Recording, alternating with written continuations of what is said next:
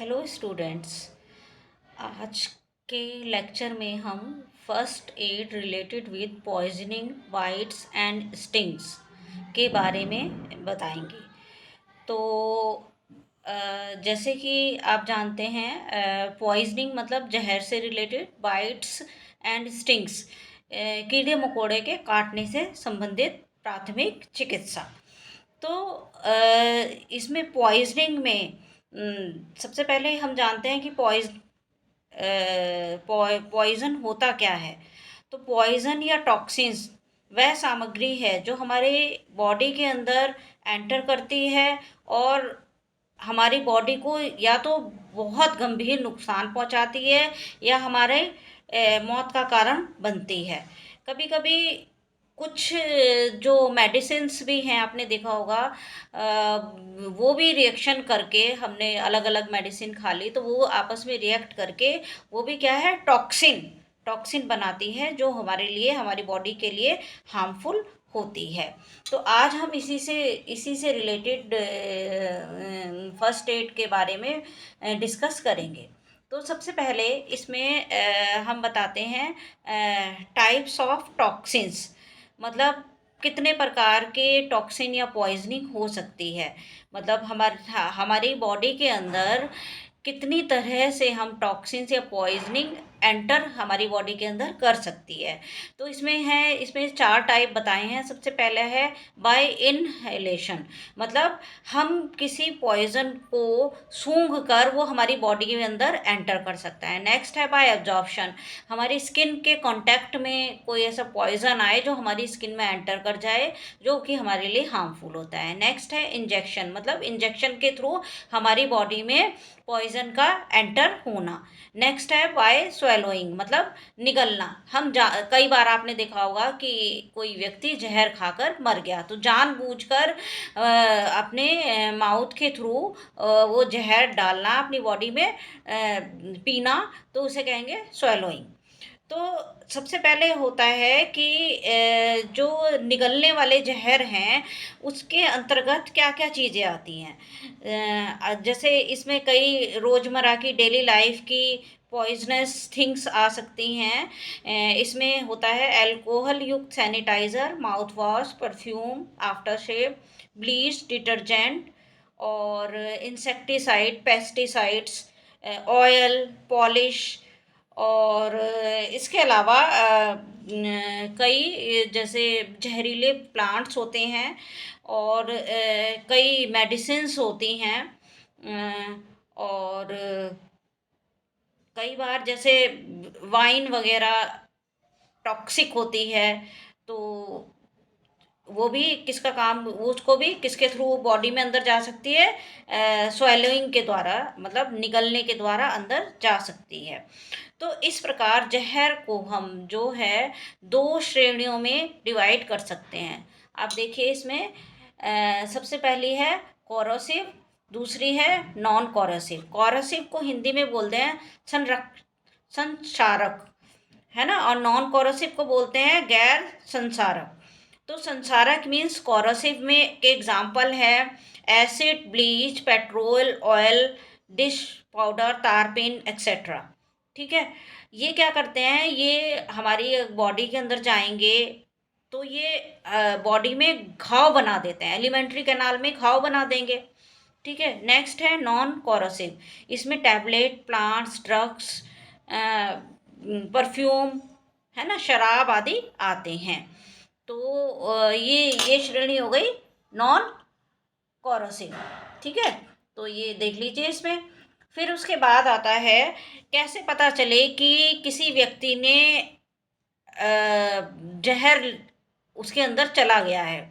तो उसके क्या क्या लक्षण होते, उसके लक्षण ये हो सकते हैं उल्टी आना, है ना, पेट में दर्द होना और सांस लेने में प्रॉब्लम, धुंधला दिखाई देना, मसल्स में जकड़न और सर दर्द होना, बेहोशी होना और स्किन का कलर चेंज हो जाना, कई बार जैसे नीला पड़ जाता है, और मुंह से झाग आना, और आँख की पुतली का शेप क्या होता है, चेंज हो जाना। तो ये कुछ लक्षण हैं कि जिस व्यक्ति के अगर ये इसमें से कुछ लक्षण हो तो आप पता कर सकते हैं कि ये इसने जहर खाया है। अब इससे रिलेटेड क्या प्राथमिक उपचार है? तो जब क्या होता है ऐसी कंडीशन में जब आपको पता चल जाए कि इस व्यक्ति ने जहर लिया है, तो उसको दूध या पानी कुछ भी खाने को ना दें, सबसे पहली बात। दूसरा, उल्टी करवाने की भी कोशिश ना करें। और अगर उसने पेट्रोल या मिट्टी का तेल पिया है तो उसे बिल्कुल भी उल्टी ना करवाएं, प्रेरित ना करें उसे। उसकी पीड़ित की सांस पर लगातार नज़र रखें। और अगर उसकी सांस रुक गई है तो तुरंत मुंह से सांस देने की प्रोसेस शुरू करें। यदि उस पीड़ित के होंठ जले हुए हैं तो उसके लिए मास्क यूज़ कर सकते हैं, कृत्रिम मास्क यूज़ कर सकते हैं। और शरीर की अकड़ने और दौरे पड़ने पर नज़र रखें। और अगर पीड़ित के पास कोई खाली बॉटल या खाली डिब्बा रखा हुआ हो तो अस्पताल में ले जाते वक्त उस खाली डिब्बे को या वो उसने जो जहर खाया उस शीशी को भी साथ में ले जाए, ताकि उस जहर को पहचानने में हेल्प मिल सके और जितना जल्दी हो सके उसे अस्पताल पहुंचाएं। अब नेक्स्ट आता है जानवरों का काटना, है ना। First aid for insect stings. आपने कई बार देखा होगा कि कई जानवर होते हैं, जैसे कभी कुत्ते ने, बिल्ली ने, बंदर, नेवला, घोड़े, गाय, कई ऐसे पालतू जानवर हैं जो कि काट लेते हैं। तो ये जो जानवरों का काटना है उसकी पहचान आप इजीली कर सकते हैं। जैसे अगर कुत्ते ने काटा है तो उसके पता चल जाएगा और खून बहता हुआ दिखाई दी जाएगा। इसके अलावा जैसे डॉगी जब काटता है तो एक जो रेबीज नाम का जो वायरस है उससे इन्फेक्शन होने के का वो संक्रमण होने का खतरा ज़्यादा बढ़ जाता है। रेबीज जो है एक वायरल इन्फेक्शन है जिससे ब्रेन और नर्वस सिस्टम इफ़ेक्ट होता है। और जब कोई रेबीज जिसके अंदर वायरस हो तो वो उससे संक्रमित जानवर किसी व्यक्ति को काटता है तो ये जो डिजीज़ है वो जानवर से उस व्यक्ति में भी चली जाती है। ये अक्सर कुत्ते के, बिल्ली के, बंदर, सियार के आदि काटने से होते हैं। अगर तो अगर ऐसे ये जानवर काट लें तो हमें क्या करना चाहिए? तो सबसे पहले तो हम क्या करें, उसकी सुरक्षा, जो घायल व्यक्ति है उसकी सुरक्षा सुनिश्चित करें। उसके बाद उसे किसी सुरक्षित स्थान पर ले जाएं ताकि फिर से उसे जानवर ना काट सके। और उसके बाद अपने हाथ से उस घाव को साबुन और पानी का प्रयोग करके धो दें। और यदि उपलब्ध हो तो दस्ताने पहने और साफ प्लास्टिक बैग का उपयोग भी कर सकते हैं। कोशिश करें घायल व्यक्ति के खून या घाव के संपर्क में ना आए, इसलिए आपको ग्लव्स या कोई भी ऐसा प्लास्टिक बैग का उपयोग करें जब उसको टच करें। और उसको तुरंत साफ पानी से धोएं। और रेबीज के वायरस हटाने के लिए उपलब्ध हो तो पानी या डिटर्जेंट के साथ 10 से 15 मिनट तक उस घाव को धोना है। और आयोडीन से भी धो सकते हैं और बीटाडीन वगैरह आप लगा सकते हैं। अगर मामूली खरोंच है तो भी धोना ज़रूरी होता है।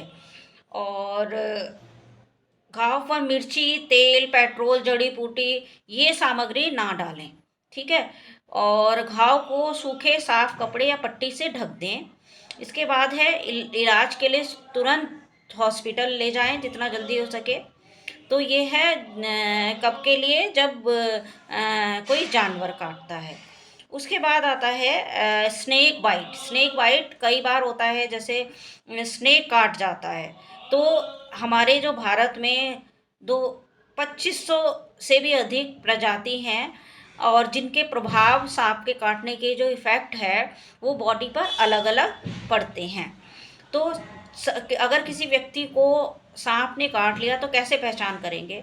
सबसे पहले तो उस वाले पार्ट पर दो इसके दांत के निशान दिखाई देंगे पास पास, और खून बहना, सूजन आना, चोट या घाव होना, दर्द होना, सुन्न होना, उलझन, और उल्टे आना, ठीक से बोल ना पाना, और कार्डियक अटैक मतलब मुश्किल से सांस लेना इसके लक्षण हैं।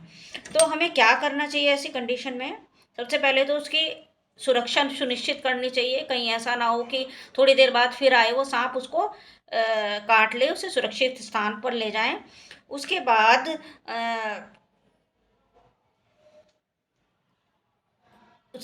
उसके हाथ को साबुन और पानी से धोएं, और यदि उपलब्ध हो तो दस्ताने पहने या साफ साफ प्लास्टिक का बैग उपयोग करें उसको टच करते समय। और कोशिश करें घायल व्यक्ति के खून के कांटेक्ट में ना आएं, और घायल व्यक्ति को लेटने में मदद करें, और उसे हिलने देने के लिए न देने के लिए कहें, वो उससे कहें वो ना हिले। और कई बार क्या होता है, आपने जैसे फिल्मों में देखा होगा कि मुंह से दूसरा व्यक्ति वो वो खून चूसने की कोशिश करता है। ऐसा तो बिल्कुल भी ना करें, और त्वचा से विष को ना चूसें, ना ही काटें, और जड़ी बूटियों को भी ना उस पार्ट पे रगड़ें। अगर उसके जैसे हाथ वगैरह में काट लिया है तो अंगूठियाँ या घड़ियाँ या तंग कपड़े हों तो उसको हटा दें, क्योंकि सूजन के कारण ब्लड सर्कुलेशन में बाधा आती है। और घाव को किसी साफ सूती कपड़े की पट्टी से ढक दें, जैसे कि ऊपर दिखाया गया है। और यदि पैर पे काट लिया तो पट्टी पर स्प्लिट बांधकर पैर को स्थिर रखें, मतलब एक फट्टी लकड़ी की बांधकर उसको बिल्कुल सीधा रखें। हाथ में काट लिया तो हाथ को स्थिर रखें और तिकोनी पट्टी बांधकर स्थिर करें।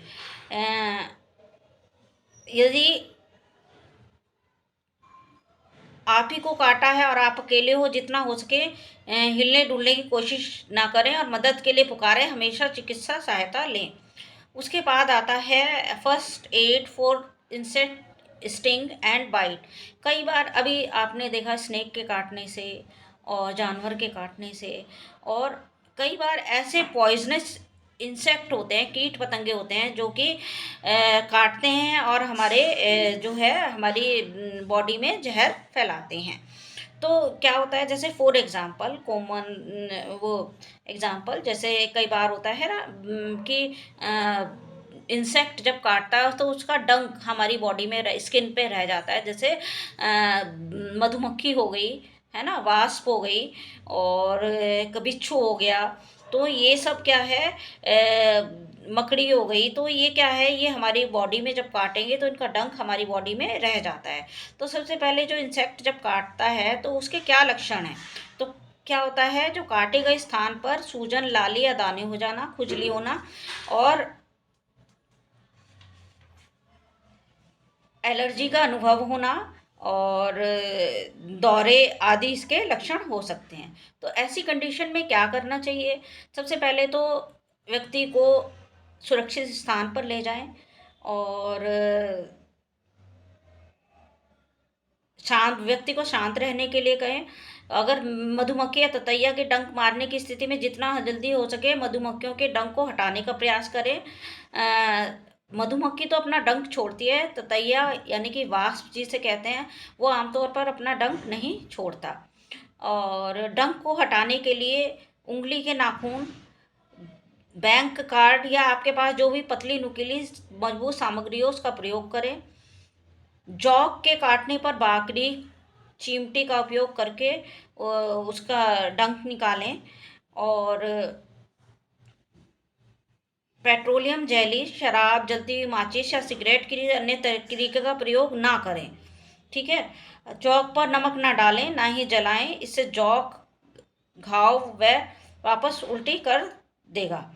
जॉक के काटने पर लंबे समय तक खून बहता है, इसलिए उस स्थान पर पट्टी बांधें और नियमित रूप से उसे चेंज करते रहें। डंक या काटने वाली जगह को धो लें और किसी तरह जहर को मिटा दें।